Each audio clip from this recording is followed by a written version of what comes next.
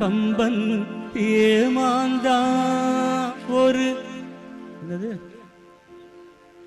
கன்னியரேவா இளம் கன்னியரை ஒரு மலரென்றானே கற்பனை செய்தானே கம்பன் ஏமாந்தா அன்பு விழி என்று ஏன் சொன்னான் அது பாய்வதினால் தானோ அவள் அருஞ்சுவைப்பால் என அந்த நோட்டு வேற யாரு அங்க கண் கொண்டு கண்டு வைக்க முடியும்?